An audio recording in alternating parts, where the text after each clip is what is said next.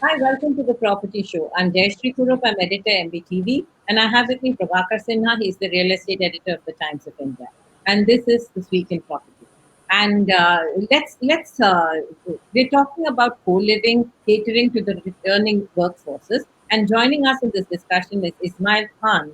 He is the CBO Nestaway, and we have Vivek Chandi. He's the joint managing partner of JS. Thank you so much for joining us.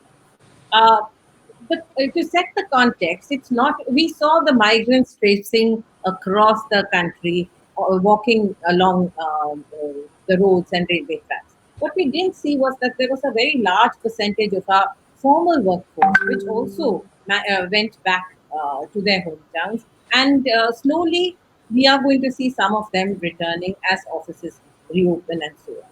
Now, while the migrant population is being catered to by the affordable rental housing option, which was launched yesterday by the government of India, hopefully that will sort the problem at the base of the pyramid. But further up in the pyramid, also there was a movement that was happening, and that was co-living. And today we're discussing what is the future of that. Vivek, I'm going to start with you. In this entire piece of co-living, co-working, how much had we ever factored in a pandemic? Sorry, that was addressed to me. Oh, yeah, that was Yes, addressed to you. yes. No, I think in Bangalore there is a lot of movement, and we have two or three large players who are coming into this space. Uh, as you know, the co-working space also has done very well in Bangalore, and therefore they believe that this is something that will be, uh, what should I say, that they would both work together. And in the present circumstances, given that people are concerned about committing to either long-term leases or purchasing properties and taking mortgages because they believe prices might fall further, I think people are now looking at uh, co-living spaces in the short term. And if they find them, that they work well, that they like the company, they like the facilities that are provided, I think um, they will probably look at continuing to stay there at least while they are bachelors or settlers. And I think that the sector is likely to do well, notwithstanding that the rest of the economy is going through a hard.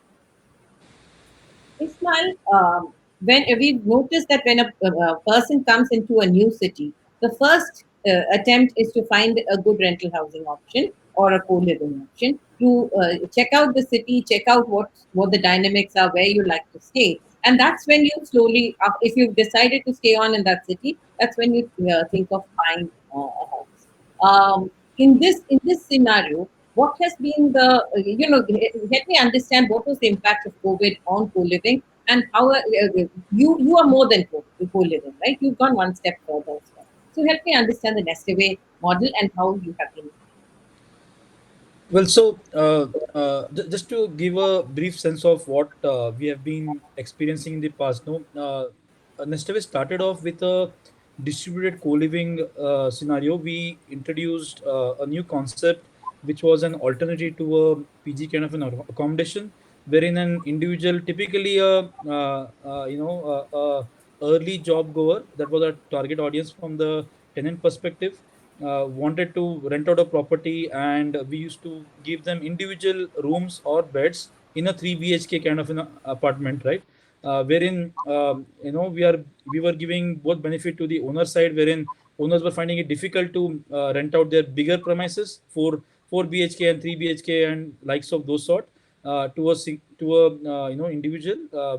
We had that concept of a bridging of a gap between what the demand in the market used to be and what the supply was available in the market. Eventually, after about 2 to 3 years of our operation, we also ventured into our full house rental market, which is a normal what do you call normal housing rental with a managed housing kind of a scenario, which again was a concept which was newly introduced, wherein typically people used to go by brokerage and directly deal with the owners. We went a level further and had a managed rental housing concept, wherein the the interaction between the owner and the tenant was kind of smoothly handled by a technology platform like Nestaway. Now, there are both pros and cons of what I see with respect to the the pandemic situation in a city like Bangalore, which is a major portion of our portfolio as well, but applies to most of the other cities, including Mumbai and NCR, Delhi and Hyderabad. The shared economy that was kind of flourishing in the past, that has taken a back step. People are more looking for individual rooms and probably even full houses, because they are reluctant in sharing the particular premises with various people. That is in from the model perspective for Nestaway, because we operate across various models, right from shared beds to shared rooms to a full house that people can take.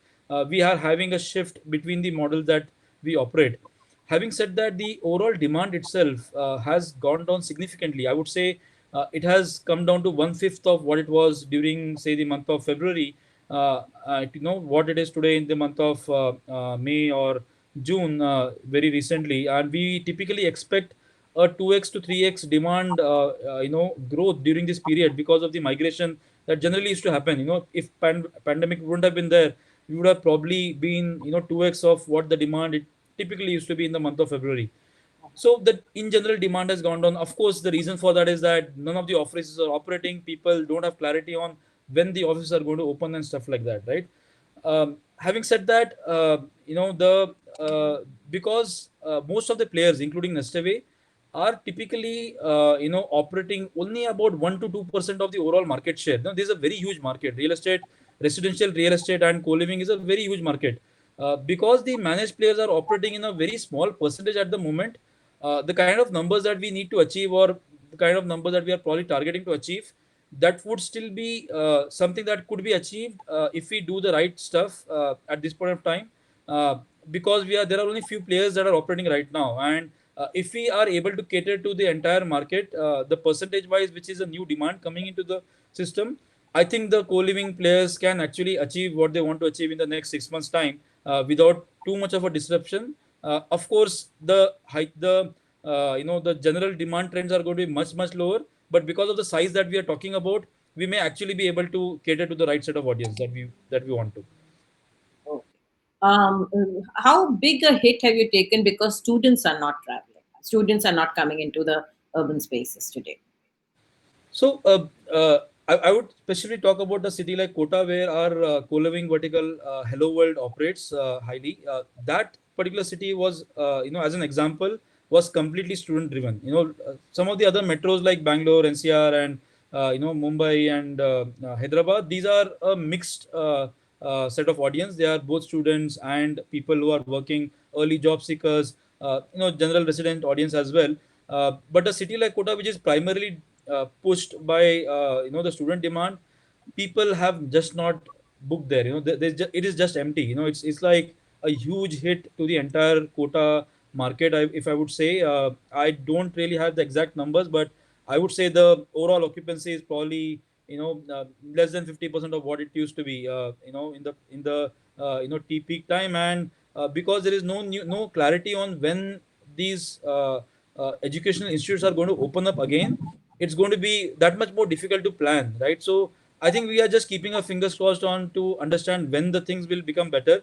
The day it becomes better, the people who are available in the market at that time, they should be ready to probably cater to the demand that's going to come up there. And it's going to be till the next year when the student season starts. I think we will have to just wait and watch. But the hit has been very high in cities like Kota, where it is primarily driven by a student market. Prabhakar, you want to talk about the financing part of it? Can't hear you. You're on mute. You're on mute, Prabhakar. Unmute yourself. Yeah, now I can you hear me now? Yeah. Yes. Yeah. Can you hear me now? Yes. Yes. Yes. I'm audible? Yes. Yeah. I just want to understand one thing, Mr. Chandy space. There are some operators who are having stocks and who are putting things on rent. Now the issue is this blip, which has now happened. Now earlier it was thought that it will remain for 1 quarter or 2 quarter, but now it seems that entire 2021 is washed out. In that kind of a situation, how will they survive? Now, will they go through this entire patch, or they will also just get folded up? And that will be biggest problem if that happens. Because now the industry is right now not working, or the people are living at home. Finally, they will come out. But by then, whether these companies will remain afloat or not, or will they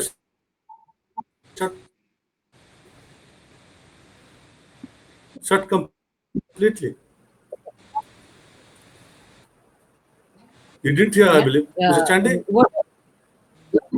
Was that true? That's Vivek. can you hear Vivek, me? would you like to answer that? So, sorry, I'm having some difficulty hearing Mr. Khanna. Could you please repeat that, Mr. Khanna? Yeah, there was a problem. He's saying that now, first it was supposed to be for 1 or 2 quarters. Now that it is across, maybe all of 2020, 2021, will these companies fold up? Then that will be a larger problem because a whole ecosystem has evolved around it, right? That will be And a- how does that yeah. play out? That will be a huge problem. But, I think from what I've seen, it's the larger companies, for instance, the typical companies that provide IT, ITES services, whose employees actually occupy co-living space. So who would be the target audience for, the target market for the co-living players. And I think most of those companies are very well financed. There's a huge amount of foreign direct investment in those companies.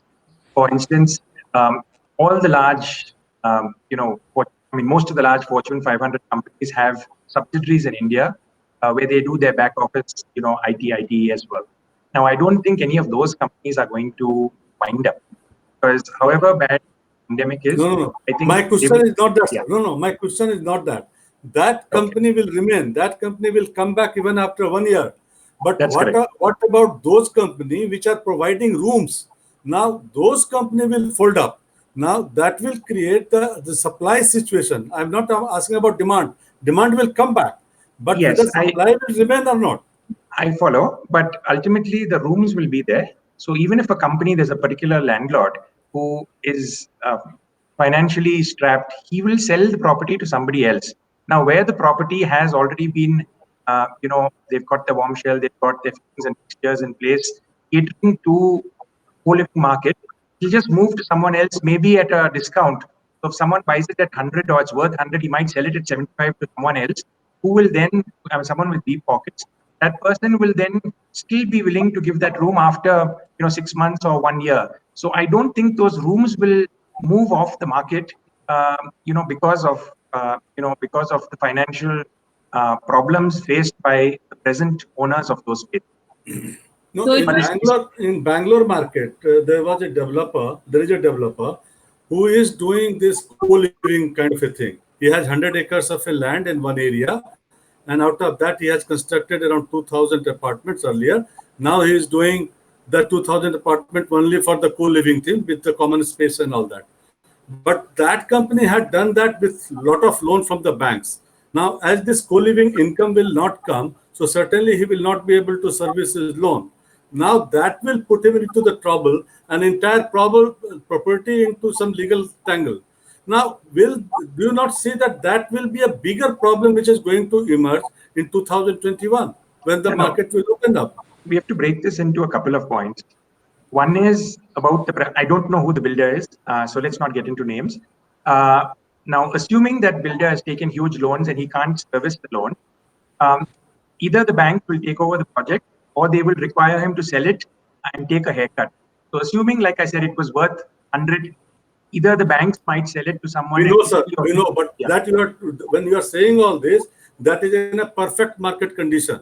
Yes. If I have taken loan, if I am not able to pay, the bank will come take over and all that. But it doesn't happen, no. It doesn't happen in India. Let me finish. So whatever happens, the property will remain over there. Now, whether he fights with the banks, whether he owns it or whatever it is, there'll be a much larger loss if he has to demolish the buildings which house 2,000 apartments. So it's very unlikely that's going to be in 2025 if things really go so bad where they'll demolish the apartments. The fact is, even in 2021, those 2,000 apartments will still be over there.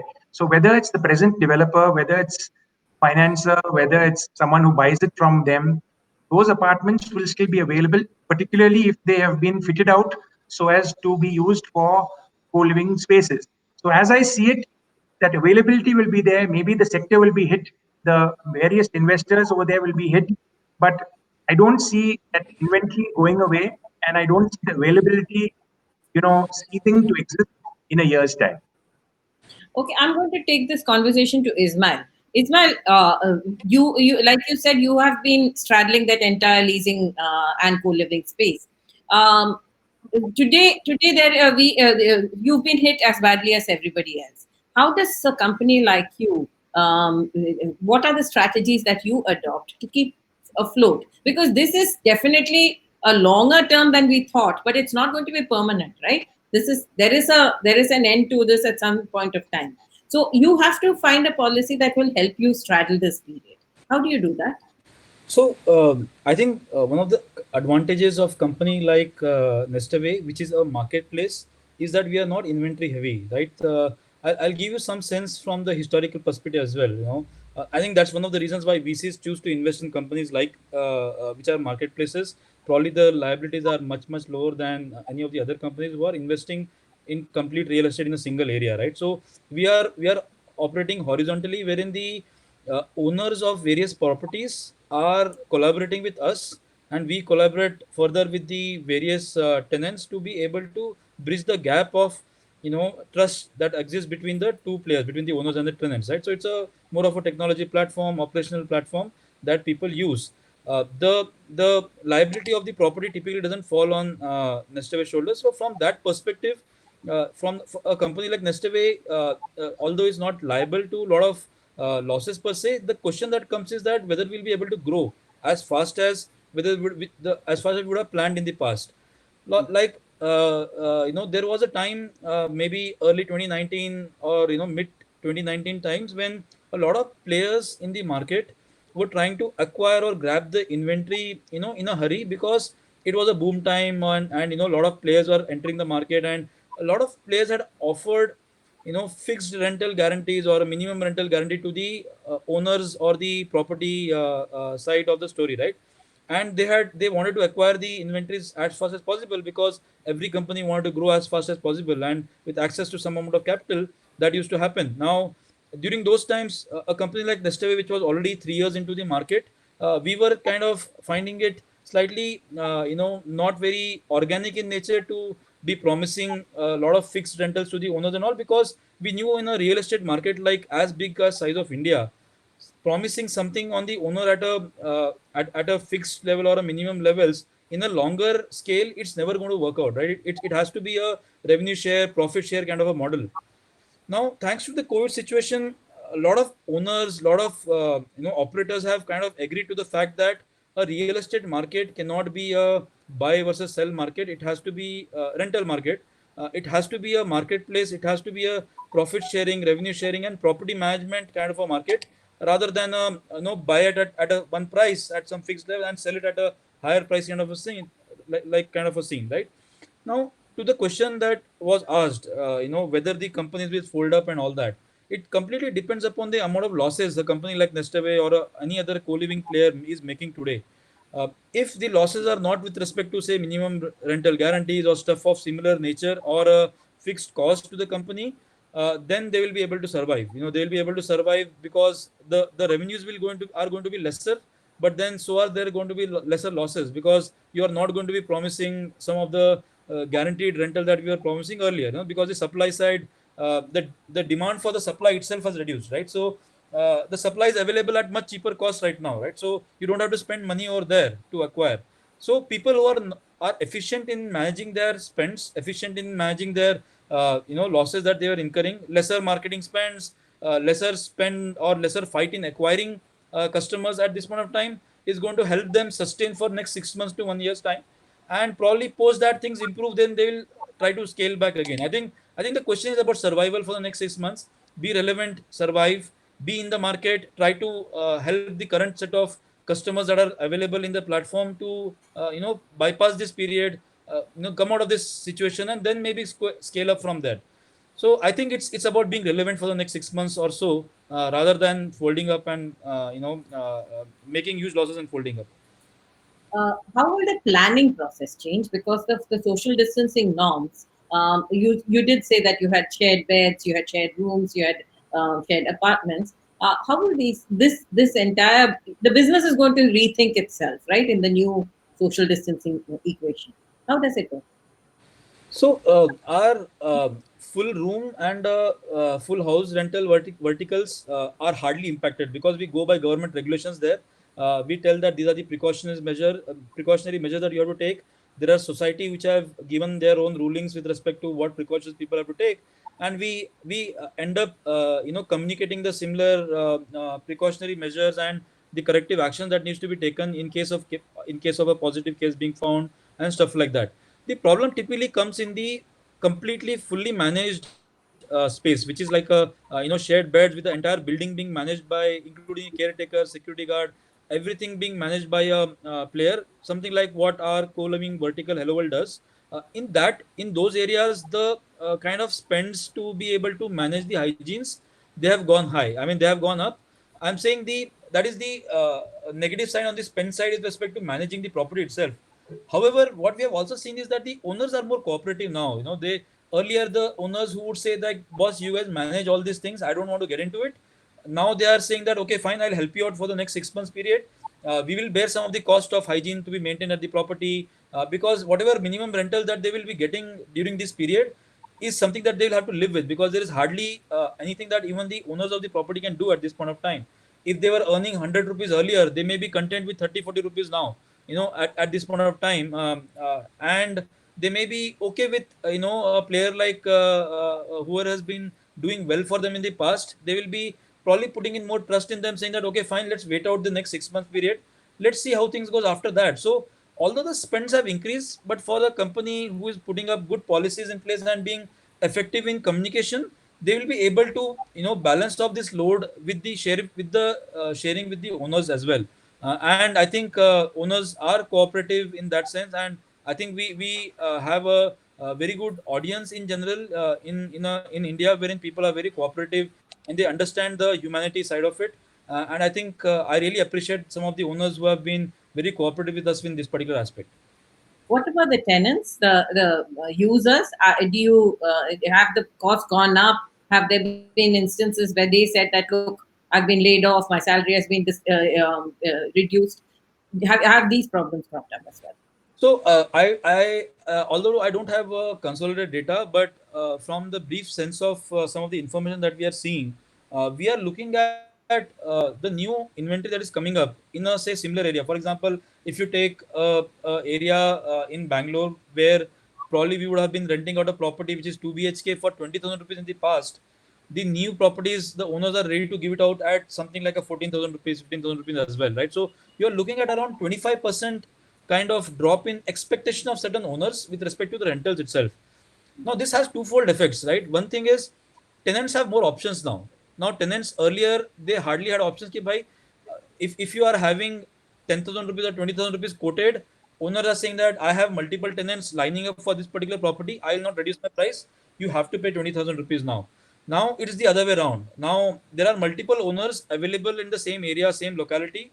Tenant has a choice saying that, boss, are you ready to give me at 15,000 rupees, or shall I go back to a different property owner who is ready to give it to me at 15,000 rupees, right? So it is very as I said, it is not a structured complete data that is available at this moment. These are very initial trends and very initial signs, but logically speaking, this is going to happen till the time demand doesn't pick up drastically, especially in the belt wherein it is a IT heavy crowd, right?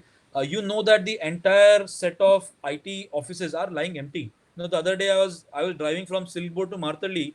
The in Bangalore, you would be aware of this particular area in Bangalore, from Silkboard to Martali. It used to be jam packed and crowded, the one of the most heavily crowded spaces. And at evening 4 o'clock, when there is a peak traffic time, we are looking at hardly any people being available on the road in the same area, because the entire office belt is empty. And this is going to be the scene for the next 6 months at least, because none of the offices have told that they'll be opening up. They are all shut off, right? So So the entire ecosystem around it is going to face a dip in the rentals because the demand itself is going down. Now it is very selectively, it's very subjective to various set of companies. Some people have laid some people off, some people have reduced the salaries, some people have sustained the same salary levels. So it is very difficult to just give a generic statement that so much of cut is what people have taken. But what initial data points we have, 20 to 25% cut at all levels in the overall pricing is what I would expect. Going by whatever initial signs that we are seeing. What impact it will have in the property market? Well, I think from the property market perspective, again, they have to wait and watch. See, people have enjoyed. So the areas that I'm talking about, right? These people have enjoyed higher rental yields at some point of time at very less facilities provided. You see some of the areas where hardly there are any good roads, but the properties are yielding rates of maybe upwards of 4 to 5% per annum with respect to the rental yields, and you don't have good water supply there, you don't have a good road there. Right now this is all demand supply game that was there. Now these people who were probably rushing to go to those properties in the past for the proximity of the location, of course these people will live into some particular property, but they have an option of living at a property which is slightly far off from the work location because they don't have to go to work. They can probably pick up a property which is having much better facilities, much better access to roads, maybe healthcare, maybe very all the utilities that we are talking about, lesser power cuts.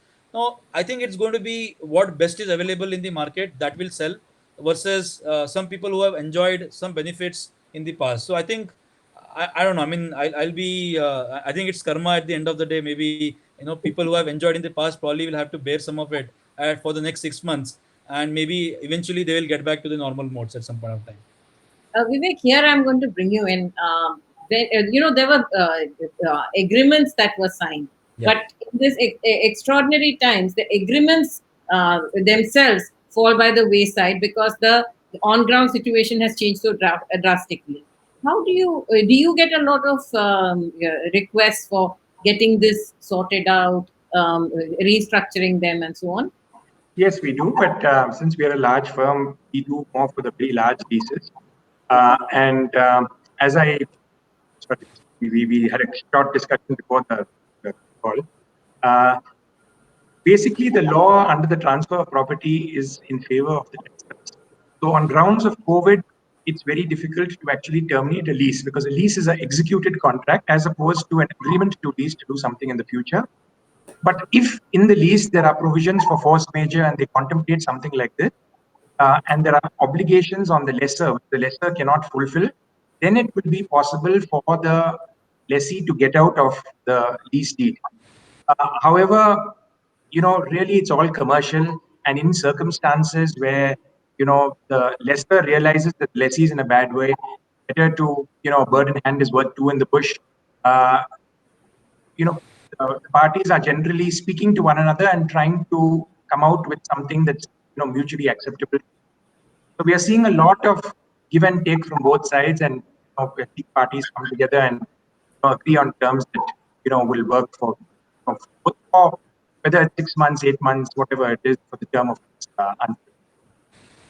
Um, Ismail, when you have properties across cities, right? Are Yeah. you seeing this tendency, what you were mentioning right now, of people giving up locational advantage and moving to maybe peripheral areas where you get better lifestyle and so on? Has this begun yet, or is this something that you're anticipating?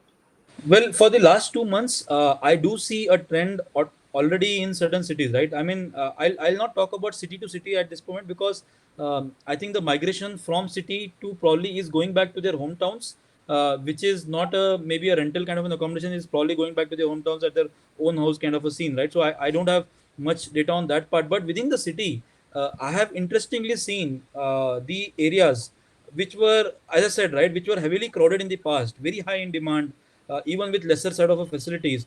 From there to some of the areas which were probably better facilities and much lower in demand, and even from slightly farther proximity from the core work locations, we have seen more demand coming up in those areas rather than some of the earlier areas which were not in demand. For example, I would not like to quote individual areas, but say a area was having say around 20 visits in a day for demand in the property, which was a hot area in the past. Now that visits have gone down to say 3 to 4, right? However, a remote area which was having say 10 visits a day, not a remote area, I mean, I'm saying slightly peripheral area, having 10 visits a day, that demand has come down to say 7 or 8.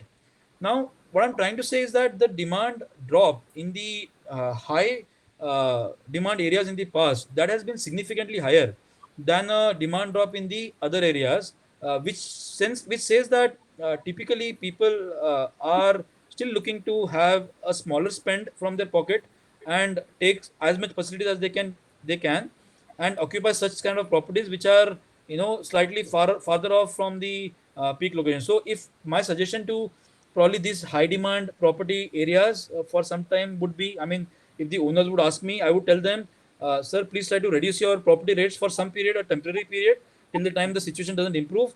Otherwise it will be very difficult to earn anything on these properties at this moment. Sure. And also, they have been given a moratorium as well. If they have a payout, that 3 to 6 months, they've got a moratorium as well. So they Yeah. have a break, right? Yeah, moratorium is, I mean, see, there are two types of things, right? So, I mean, the kind of owners that we typically deal with are, NRI owners, single property owners who have one property, say, in Mysore, and they're living in Mysore, and they have one property in Bangalore which they want to rent out, maybe one or two properties at max. These are the owners who may typically either have, EMIs on their side for the house rentals, or they may have already paid up for this particular houses and they don't really have any load of the AMIs. Right now, it is some of these owners whom we have been interacting, they are dependent upon the EMI payment from these rental incomes as well. I think that is a segment which is going to be affected. And my request would have, I mean, I would have expected an interest-free kind of a moratorium for such people who have to pay EMIs. Maybe delay the EMIs by 3 months to 6 months period. But I don't think that has happened. I think interest is still applicable. So I think that is the problem that I think we face today. If there is some sort of leeway that they could have got, that would have been better for them, and they would have been less demanding from the rental perspective typically. Yeah, I just want to say one point here, Jasri. Two example I'll give you, and just I mean I want to understand that is it a kind of a direction that Yeah. where the things are moving now. One is this, like in Bangalore, this co-living space that gentleman had created so huge. So there one lady who was living in Bangalore itself, but that is far off from that place, and this place is close to her work place, and she is working at a very high position. So it's still what she has done, because in Bangalore travel time is huge because of the jam and all that. So she used to go to her place to live only on Saturday, Sunday, Friday night used to go, and rest days she used to live in this co-living space only. Now with this kind of a situation, when the people are allowed to work from home, and particularly in IT company, if this continues, then this might mark a great shift in the people's culture itself. Number one. Number two, in Delhi itself, sometime back, I got a call from somebody that was my fellows are living in Delhi, but they are not taking the call. Can you go and find out that where are they? When I sent somebody there to find out, then the housing and Sorry, your voice broke. We can't hear you. in the Prabhakar, we can't hear you. now the housing society didn't allow that man to enter. He said about you allow. He said that we allow you. Prabhakar, you'll have to repeat that last part we didn't hear. You were talking about when you sent somebody there, then? Can you hear? Can you hear me now? Yeah. So the society didn't allow that gentleman to go in, and he said that I will not allow you to go. The guard will go and find out and will come back, and I will ask him to come out to meet you. Now, and the reason that he is living on rent, he says that he doesn't own, he's not a member of the society, so he can't call you in, he'll have to come out. Now, the issue is this, that this is the difference is there on a person living on rent and to a person who is living, who is owning a house there. Now, this might not be legal, but who is saying, I mean, looking into the legal part today. Now, if this is so, this guy is harassed so much. Now, the issue is this, that is it not driving people to buy a house in this kind of a situation rather than living on rent if he can afford it? Because today, many people used to live on rent thinking that why to buy a house when I can live on the same house on rent at 1/4 of the EMI. Now, the COVID might have driven a point that, driven a message to home that owning a house has an altogether different connotation. So, better to buy a house to be safe rather than living on rent. So, this might bring down the rental demand and the purchases of house might increase in near future. I'm going to, before I give that to Ismail, I'm going to put a annotation to that. There are two things that we notice. That one, people can't afford to buy where they want to stay. If it is close to the workplace, it is rather high and you can't Exactly. buy. And if you buy, it is far away from the workplace. So while temporarily you may all be working from home, what is to say that the world will not change back to the old order and we may all have to go to work? How long it will be before we do that, we don't know. So, will people take that punt and buy far away, saying that, look, I own the house, it's safer for me? Versus what Prabhakar says, do you think that people will stop leasing property? No, when TCS says that 75% of the staff it will allow to work from home, now that means that entire work dynamics is going to change. Now, in that scenario, how the market is? Whether it's TCS or Microsoft, announcements that are made in the COVID time seem to be a knee-jerk reaction. There is another school of thought which says that if workers are going to be completely disaggregated, whether it's good for mental health, for your working as well, right? Yeah. So let's leave it to Ismail to respond. Yeah, so I have slightly different view here, right? So I think I was a part of another panel wherein a person from Lodha Group was also available, and we were talking about the sales of the Lodha Group during the pandemic period, and he indicated that they have had a decent number of sales during the pandemic period as well. It has not fallen down, it has not gone up, but it has been able to maintain whatever was the trend in the past. They were able to maintain is what had come out during that meeting, right? So which supports the argument that people may be wanting to buying more and more houses. But I completely have a different view with respect to the people who are actually buying this or investing in this property. I feel, or rather, I think I need to correlate with some of the data. But whatever initial research that we tried to do, the people who were typically investing in multiplying their money in the past in say share markets or other ventures, right? You see the gold rate also going up. Typically, when we see the other sectors like the share market or other areas where people can invest and make the money slightly bigger, who have surplus money, they may not be able to continue in investing in the share market versus the other areas that were available in the past, or businesses as well, because businesses are not growing much. Now that opens up one of the oldest form of investment, which is the real estate segment, wherein at this time you will probably find a lot more discounts. Builders are giving higher discount, land rates are going to probably dip. I think there was an article which I think it was in Times of India itself, article which spoke about Mumbai rates have gone down by 20% or stuff like that. So I believe the people who were looking at investments in the past are looking to probably invest in the real estate market today because they have surplus money. However, the people who are actually employed in places like the TCS of the world, or the IBMs of the world, or Cisco's of the world, whatever the big IT companies are, I have been an IT employee in the past, and I've been working very closely with.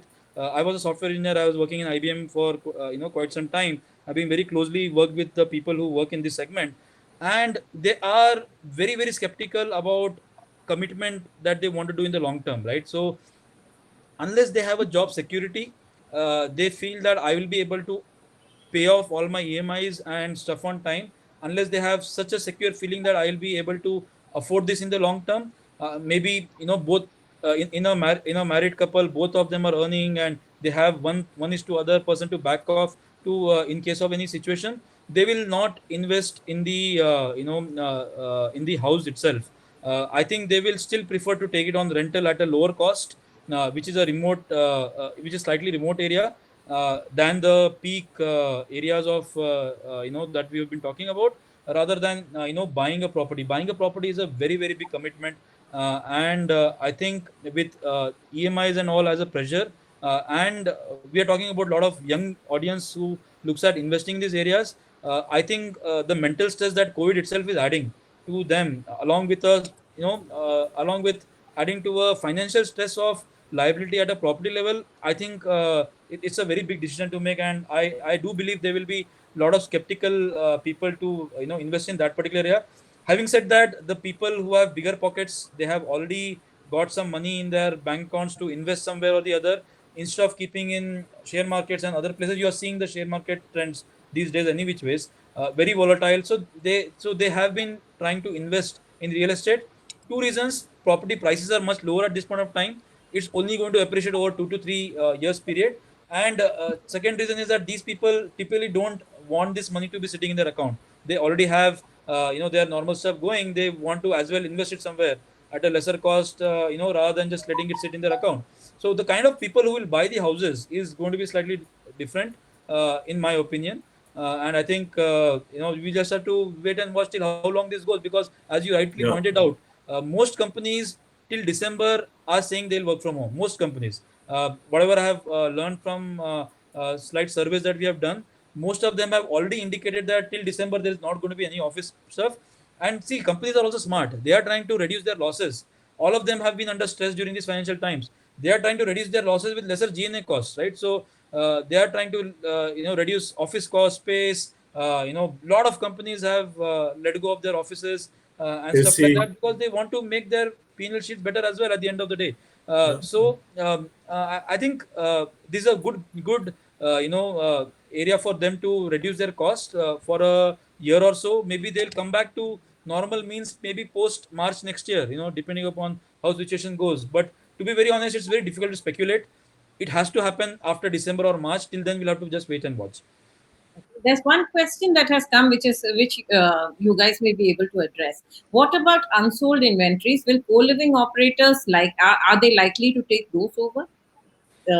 Companies which have unsold inventory, do you think co-living will move in if there is a bulk sale?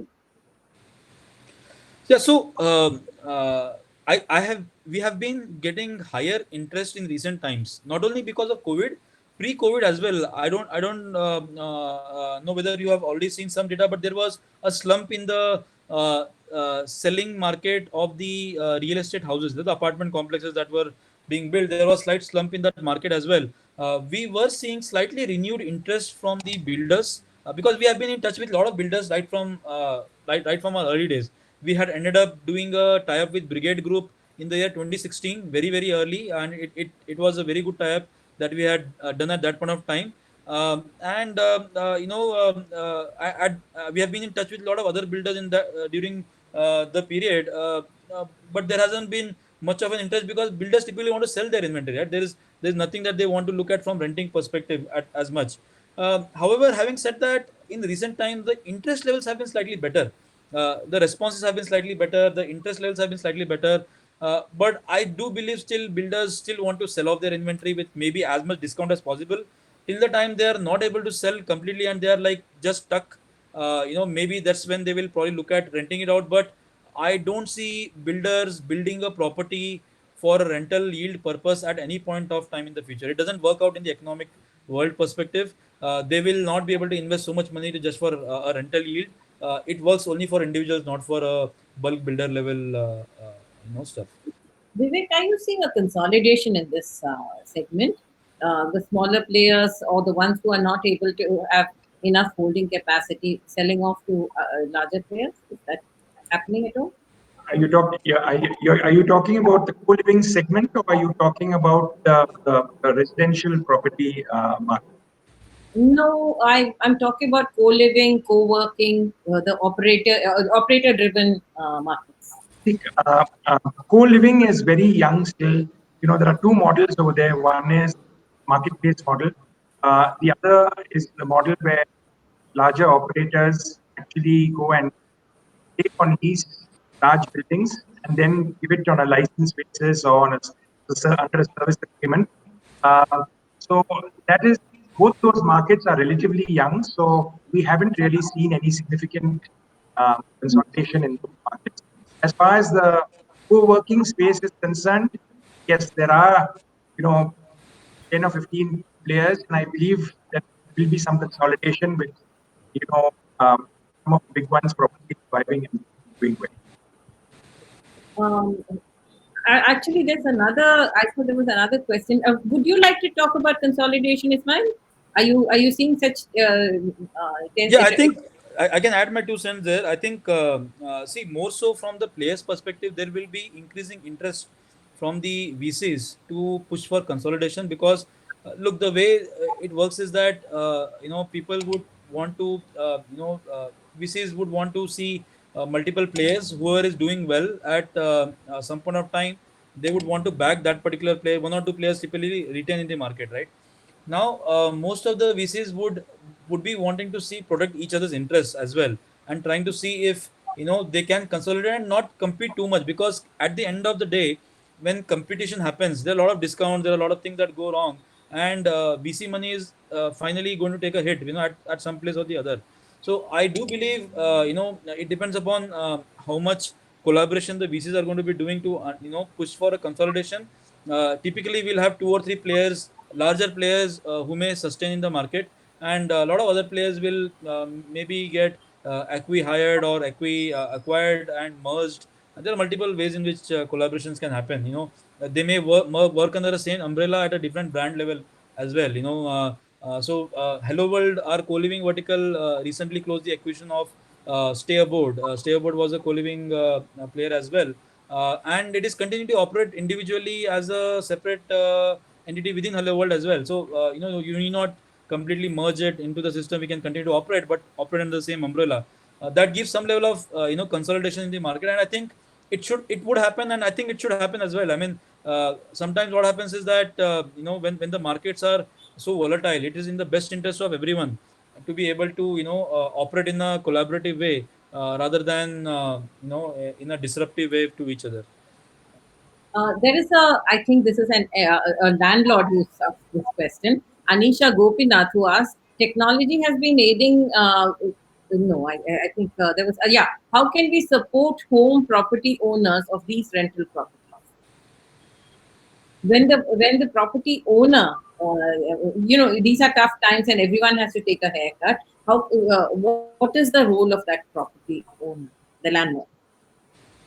Well, I think from a technology platform perspective, what best we could do as a player who has access to data, access to engineering, and access to a lot of stuff, we could suggest the owners the right pricing for their property. Right? See, we don't want people to be facing losses at any point of time. Say, for example, uh, if somebody is renting out a property with us for the last 3 or 4 years, right, and suddenly there is a dip in the property value and an occupancy of the property and all that stuff.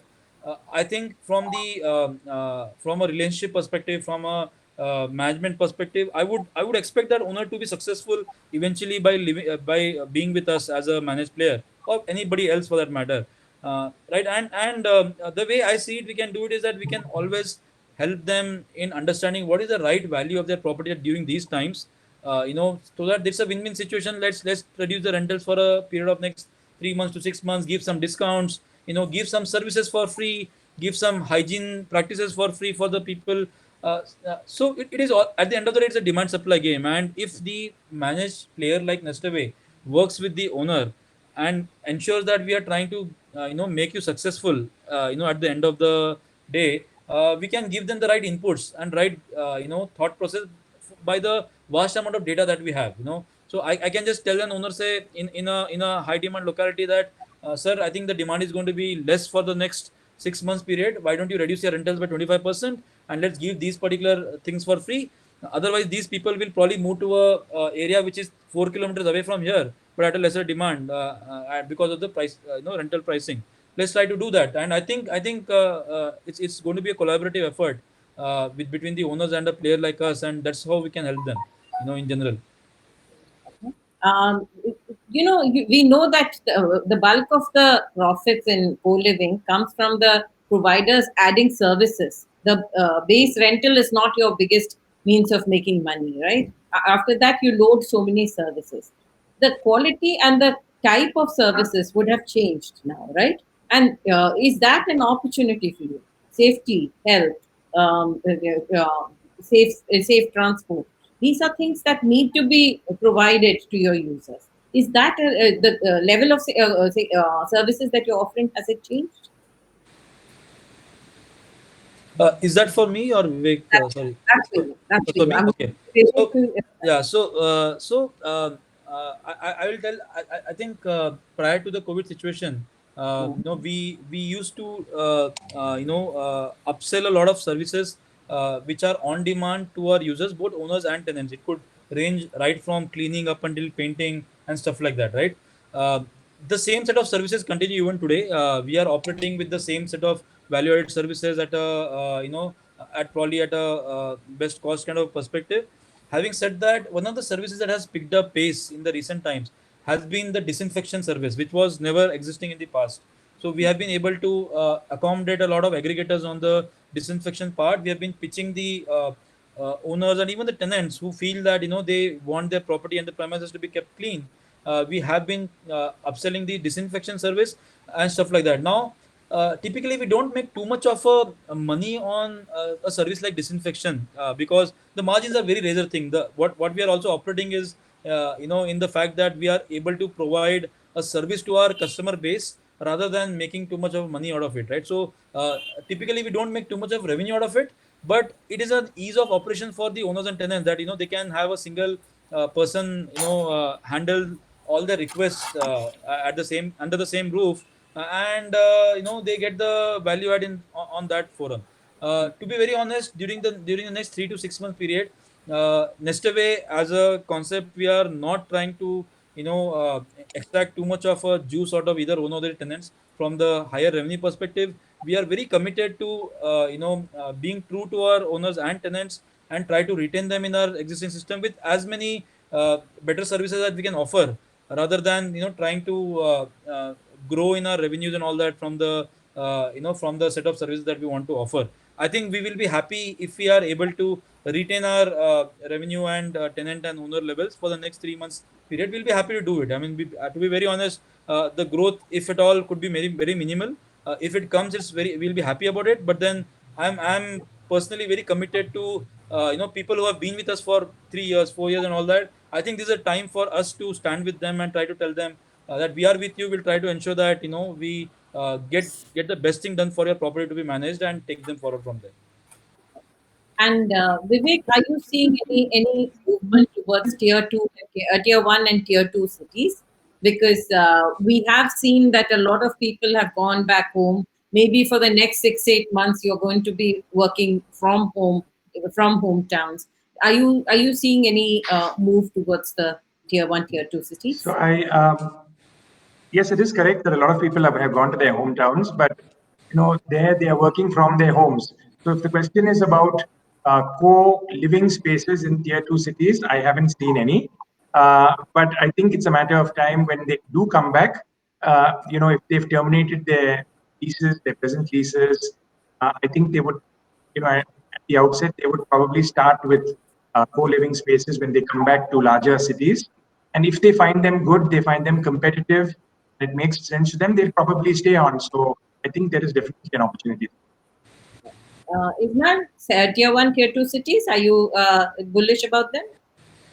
Well, so theoretically speaking, there could be a reverse migration and a higher demand coming up in tier two cities and all that. But typically, the way I see reverse migration happening is not from a tier one to tier two city with respect to rental thing itself, but typically people are going back to their hometowns and working from their homes, which either they are owning it in a tier two city or a tier three city, or they have been renting it out in the past. Their parents are living there, or somebody of their family members are living there. So they are typically going back and living in a place which was already rented out or already owned. So there is not a high. Not necessarily very convenient. If you are used to staying in your own apartment, you've gone back because of circumstances, the chances of you wanting to make it a comfortable option if there is another problem, that's high, right? Definitely. I mean, the way I'm seeing it is that, see, the percentage of people that would be giving an uptake in the rental yield in a tier 2 city. I think that percentage would be. I mean, I don't have the data points at this point of time, but my general sense is that it would probably be going back to their hometowns and maybe taking up a bigger space there. Maybe taking up a space in their hometown or stuff like that, or people who want their own privacy and they would want to stick around, they will take a slightly remote area in the same city, like in a city like Bangalore, take a slightly remote area instead of a very crowded area and they pass, right? So that's how I see it. Typically I believe for the next 6 months or so, a lot of people are thinking about conserving as much cash as possible. That's the biggest problem in the economy today. Everybody is very reluctant to spend any single penny because nobody knows uh, what is going to happen. It's so uncertain. Uncertainty is always going to drive lesser spends. I mean, travel industry is anyways hit, right? So people are not spending in a lot of things that they were spending in the past. The entire ecosystem, I can just name a number of things which are going to be hit with respect to the spending part. People are preserving cash. People are wanting to spend cash only on essentials. Having with that happening, probability of people spending too much of an additional money in rental accommodation is also going to be very, very less. It's going to be taking a hit in that direction as well. Sure. So there you are. This is a period of change. This is a period of turmoil, and what's come through from both what Vivek said and Ismail said. It's not confrontationist right now. Landlords are working with tenants. Tenants are working with the operators. It's not all hunky dory. We have seen instances where tenants have been evicted even in very difficult circumstances. But it's a process of it was a knee-jerk reaction. It was the first response, and slowly the market seems to be finding its own level, as is the community. And more than anything else, it is unpredictable. Like Ismail said, people are conserving cash. Like Vivek said, we'll have to wait and see how things move in the future. But as of now, the reason why we talked about this was because slowly there is a small opening up, and when things open up, it's a glimmer of hope. Thank you so much for watching, for being with us. I'm Jayashree Kurup, and that's been episode. Thank you. Thank you, everyone.